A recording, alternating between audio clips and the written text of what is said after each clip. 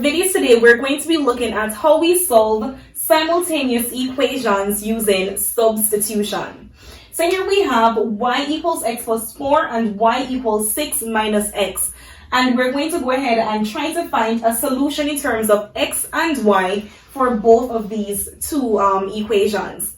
We also have another equation or another set of equation on this side that we're going to solve momentarily, but we're going to first focus on these two equations. So again, these are simultaneous equation, and there's a solution in terms of x and y that we can plug into these two equations, and that will satisfy the equation.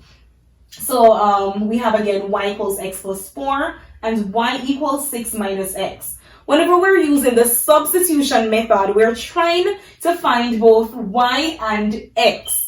So when we're substituting, we're either going to substitute x into one of the equation, or we're going to substitute a y into one of the equation. What does that mean?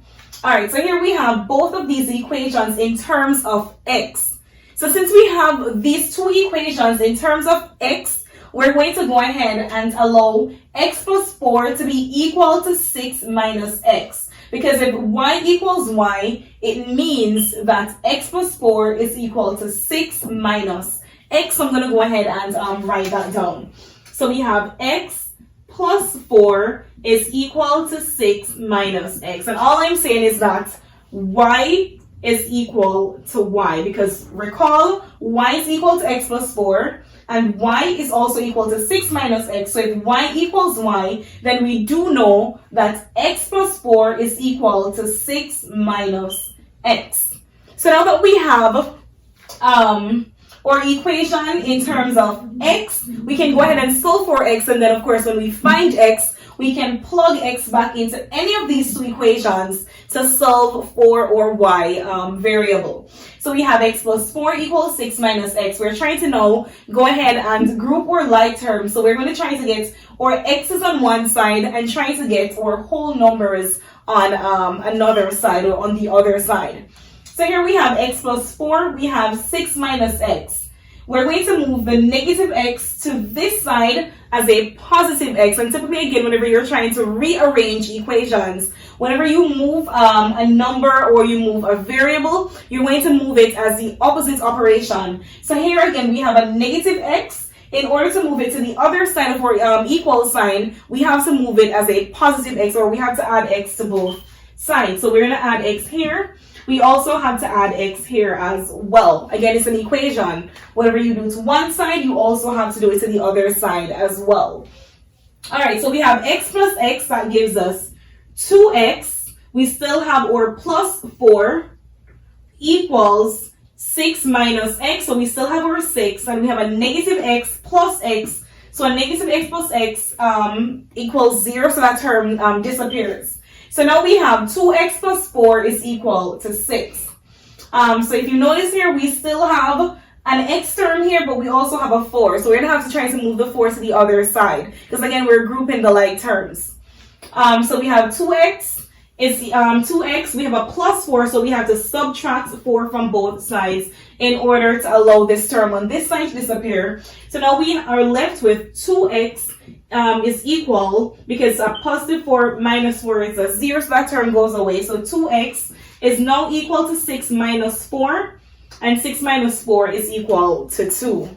So we have 2x is equal to 2. Since we're solving just for x and not 2x, we're going to go ahead and divide both of these two expressions by 2. So 2 cancels 2. So we're left with x is equal to 2 divided by 2, which is equal to 1. So now that we have solved for our x variable, we can now go ahead and plug x equals 1 into any of these two equations to solve for y. So we can go ahead and choose the first one. We have y is equal to x plus 4. So here we're solving for y because y is now the unknown in our equation. We know that our x is equal to 1. So since we know that our x is equal to 1, we can go ahead and substitute 1 for x. So 1 plus 4. So y is now equal to 4 plus 1, which is 5. So of course now our solution is 1, 5. And we typically want to write our solution in the form x, y. And this, if you plug x equals 1 into any of these equations and y equals 5, you will notice that this side is going to be equal to this side. And we can go ahead and check. So since we use this first equation here, in order to check, we're going to use this second equation. So we're going to use y is equal to 6 minus x. But here we found in our solution that x is equal to 1 and y is equal to 5. So we can say 5 is equal to 6 minus 1. So 5 is equal to 5. Since 5 is equal to 5, we know that our solution is correct. We're going to go ahead and do the second example, and then we're going to just wrap things up. So I'm going to go ahead and erase all of this. Alright, so let's go ahead and erase this. And let's do another example. And I hope as you guys do more and more example, substitution will become easier to you guys, and you'll be able to tackle any set of equations that you get to solve using substitution. So there we have 3x plus y. 3x plus y is equal to 13, and we have 5x minus 2y is equal to 7. So that's the second set of equations that we're going to solve. So I'm going to go ahead and erase this. This will give us more space to work with. Alright, so in our previous example, we had both of our equations in terms of y. In this example, we have 3x plus y equals 13, 5x minus 2y equals 7. And again, we're trying to substitute. So if you notice, we don't have any of our equations in terms of y, and we don't have any of them in terms of x. So in order to figure out how to manipulate this equation and solve it by using substitution, we're going to have to first try to get one of the equations in terms of either y or x. And of course, you guys can go ahead and choose. So we're going to go ahead and work with our first equation, which is 3x plus y equals 13. So I'm going to go ahead and pull that out. So we have 3. Let me change colors. That might be a bit easier for you guys to conceptualize. So here we have 3x plus y equals 13. And we're going to go ahead and try to convert this equation in terms of y. And of course, it's easy. We could have done it in terms of x as well. But if you notice here, y doesn't have a coefficient, and because it doesn't have a coefficient, we can work with the y variable much faster than we would be able to work with the x variable. You always want to try to find the easiest ways to get the problem done. So here we have a 3x plus y equals 13, and we're trying to solve for y. Since we have the 3x term next to our y, we're trying to move it to the other side so that we can have our equation in terms of y. So since we have a positive 3x here, we're going to go ahead and subtract 3x from both sides. So here we're going to do minus 3x. Here we're also going to minus 3x as well. And always remember that whatever you do to one side of the equal sign or one side of the equation, you always have to do it to the other side of the equation as well.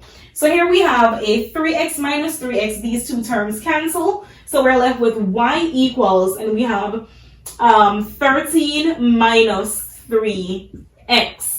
So here we have y equals 13 minus 3x. So now we know what y is equal to. It is 13 minus 3x. So that's very important. So now that we know that y is equal to this, we can go ahead and plug this into this second equation. So this was our first equation, number 1. So now, since we know that, again, y is equal to 13 minus 3x, we're going to plug y in this second equation. So again, our second, I'm going to use another color for that. So again, our second equation is 5x minus 2y equals 7. So here we have y is equal to 13 minus 3x. So again, we have an expression in terms of y. We can go ahead and plug y equals 13 minus 3x into this y. So again, we're substituting. Hence the reason why we're using substitution, or hence the reason why it's called substitution. We're substituting terms.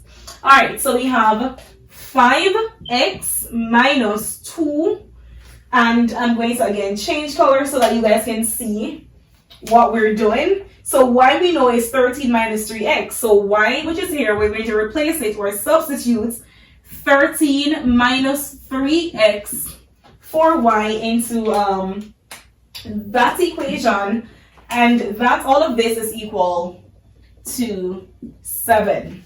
So we had 5x, which came from again our second equation, minus 2 times y, but we know that from our first equation, y equals 13 minus 3x. So again, we substitute y equals 13 minus 3x for this y. So we have 2, which is this 2, times the y, which is 13 minus 3x, and all of that is equal to 7. So now we can go ahead and, if you notice, solve for x, and then plug this into any of the equations to solve for y.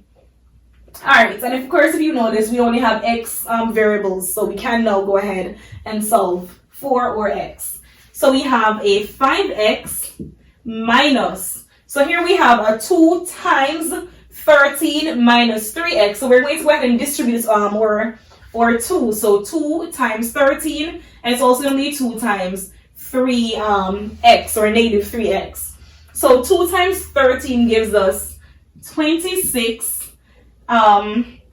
It's a negative 2 here, so we still have a negative. A negative times a positive gives us a negative. And then now we have a negative 2 times a negative 3x. A negative times a negative gives us a positive, so it's now going to be a positive 2 times 3, which is 6x, is equal to 7.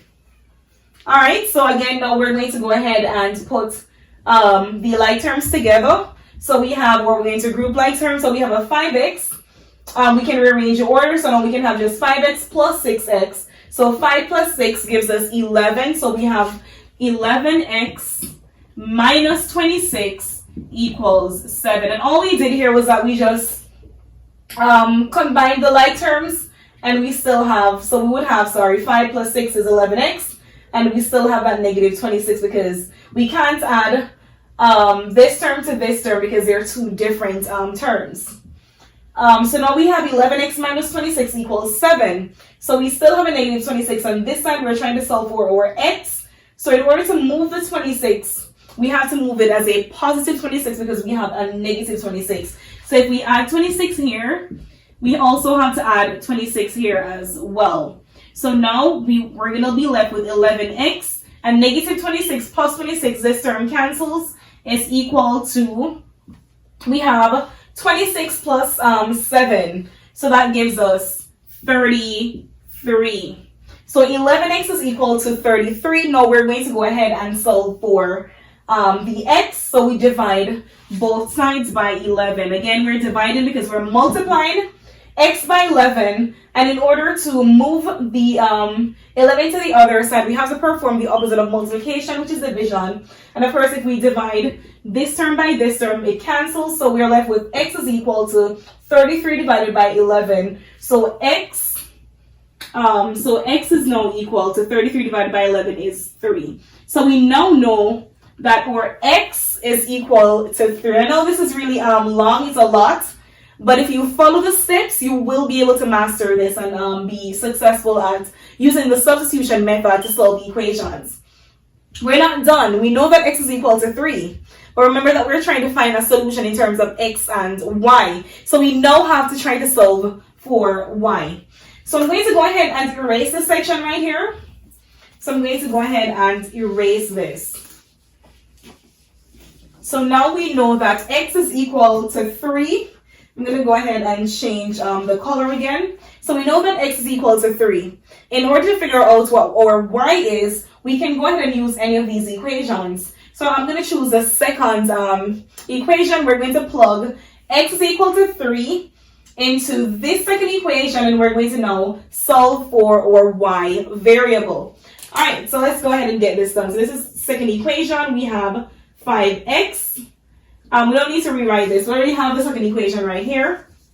So instead of rewriting, I'm just going to go ahead and substitute x equals 3 here. So we're going to have 5 times x we know again is 3. So 5 times 3 minus 2y equals 7.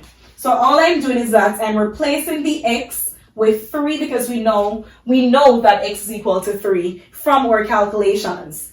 So 5 times 3 gives us 15 minus 2y is equal to 7. So we're solving for y. So the first thing we need to move away is this 15. Since we have a positive 15 here, we're going to move it as a negative 15 to the other side. So we have 15 minus 15 here. So we also have to subtract 15 from this side as well. So 15 minus 15 is 0. So this term goes away. It cancels. So we have a negative 2y equals 7 minus 15. So we have 7 minus 15 that gives us a negative 8. So now we have negative 2y equals negative 8. We're solving again for y, not negative 2y. So we have to go ahead and now divide both sides by a negative 2. So I divide here by negative 2. I also have to divide here by negative 2 as well.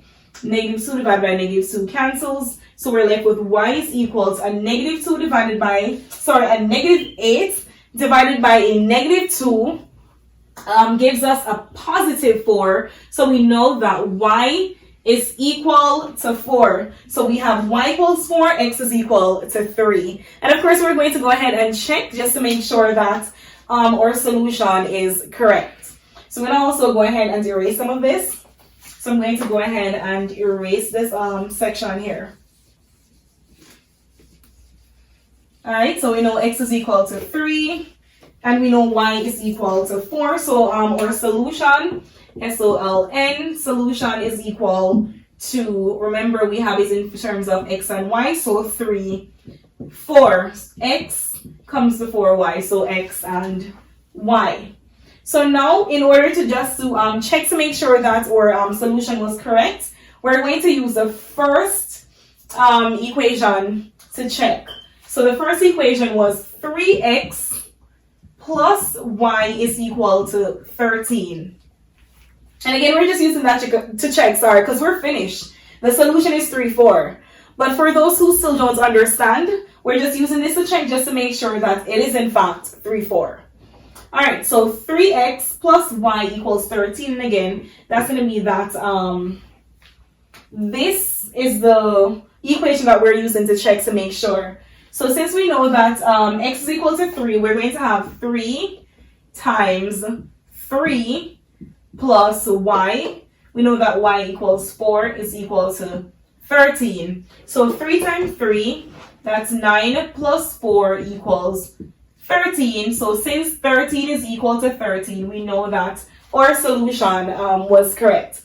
I know this is a lot. If you guys have any questions, any concerns, if there was anything that you didn't understand, make sure that you leave it in the comment section below, and I will be sure to respond. Thank you guys so much for watching, and stay tuned because the next video will be on how we solve a simultaneous equation using elimination. Thank you guys.